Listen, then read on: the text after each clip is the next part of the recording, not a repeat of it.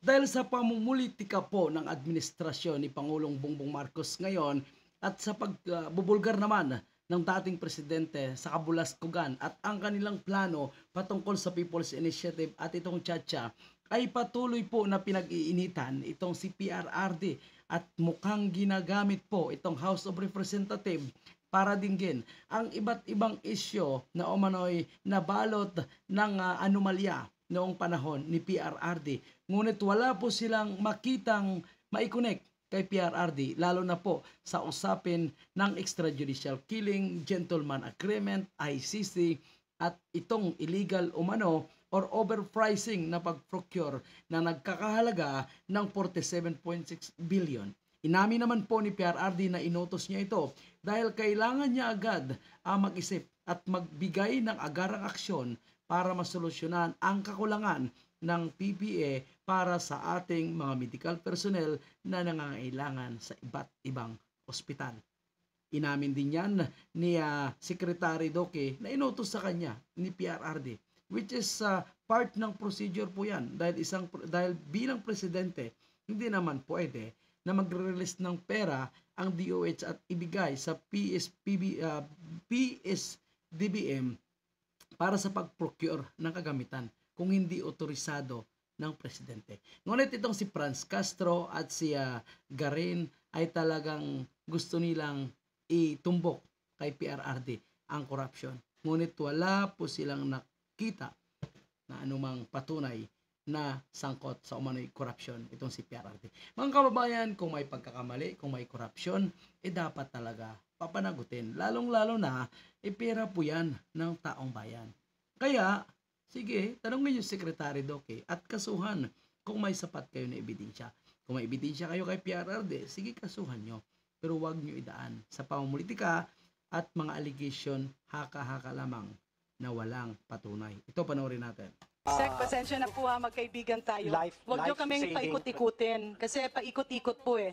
Napakasimple ng tanong, it can be answerable by the name of the person or the name of the committee or kung ikaw naman ang nagutos, walang problema.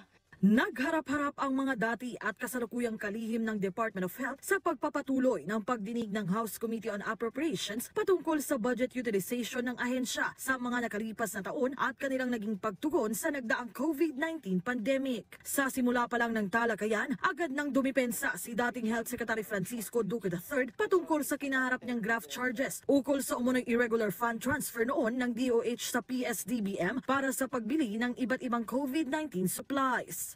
Given the severity of the public health emergency, we at the IATF and NTF deemed it best to rely on the expertise of the PSDBM and its network of... Ito kasi ang problema, no? Yung administrasyong ito ngayon, parang Pinoy din.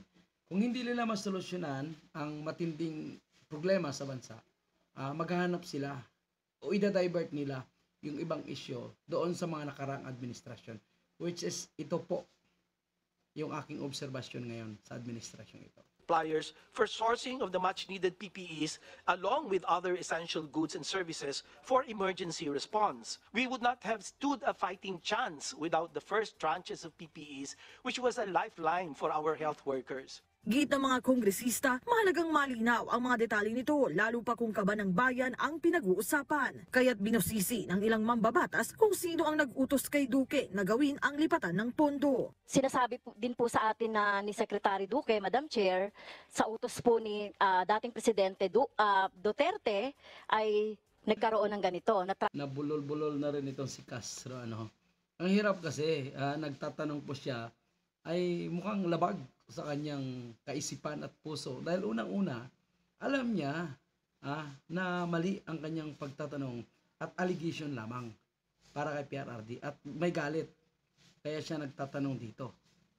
Kaya hirap na hirap siya banggitin ang kanyang katanungan. Kahit pangalan ni PRRD ay hirap siya banggitin. Transfer itong 47.6 billion.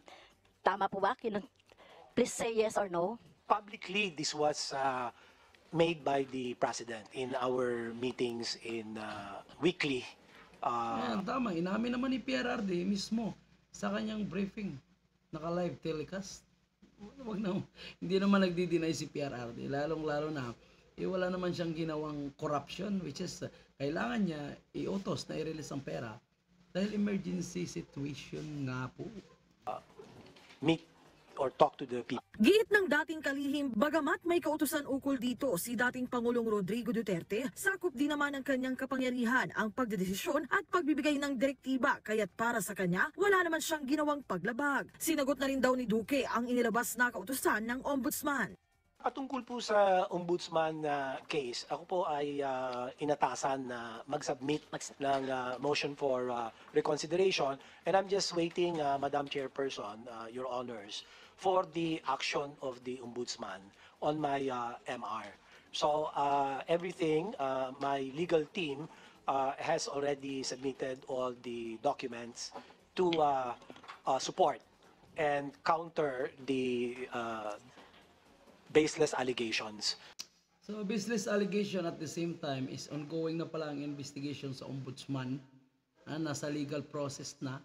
So, bakit pa kailangang dalhin sa House of Representatives? Ano po yung kanilang pakay? Ano po yung batas or aid of legislation na kanilang gustong ipasa sa mga pangyayaring ito in case of emergency? Diba? At the same time, sila rin mismo ang nagbigay ng authorization sa presidente patungkol sa contingent fund in case of emergency. So ngayon kini-question nila. So parang ginigisa na nila ang kanilang sarili sa sarili nilang mantika. Dahil sila ang nagbigay ng authorization sa presidente para gawin ang mga ganitong klaseng pagmando, pag-uutos. Pero ngayon, kini-question nila ang pagbigay ng authorization ni PRRD. So, mahirap po at heresy lamang ito dahil wala naman talagang nangyaring corruption at talagang mahal umano ang PPE that time dahil konti ang supply pero mataas ang demand. That were filed against my person. Humarap din sa pagdinig ang mga dati at kasalukuyang opisyal ng PhilHealth. Isa sa mga idinikdik sa kanila ng mga mambabatas ay ang sobrang mahal na COVID-19 testing noong taong 2020 kahit sa ibang bansa, mas mura naman ito. Tugon ng 2020, the price was 8,150 pesos. And then on June 25, 2020, the price was brought down to 3,409 pesos. And then on November 30, 2021, the price was brought down to 2,800 pesos. And then on May 26, 2021, the price was further reduced to 2,287 pesos. And then on November 30, 2021, the price was 2,450 pesos. Ayan po inisa-isa na po kung paano bumaba yung presyo, yaang mga protective na kagamitan ng ating mga medical personnel. So isang sampal po yan sa mga nasa House of Representatives. Kasi mukhang hindi nila naisip na panahon ng pandemya, demand po yung PPE, yung mask at ang anong klase yun, basta PPE is demand. So talagang aasahan mo na mas mahal ang presyo. At unang-una, mas mataas po kasi yung tax po na pinapatong sa atin. Kaya mas mahal umano. So kayo mga kababayan po natin, which is nakaraan pa ito, nagkaroon na po ng pagdinig sa Senado, bakit nila gustong balik-balikan? So malinaw lang talaga na gusto lang nilang i-connect kay PRRD para may masisilang itong administrasyong ito at sabihin na may mga korupsyon sa panahon ni PRRD. Pero ang katotohanan na nakita, iwala naman silang ebidensya na makukunik kay PRRD. Di ba? Bakit? Walang korupsyon Malinis at hindi nakialam si PRRD sa pag-procure ng mga PPE equipment.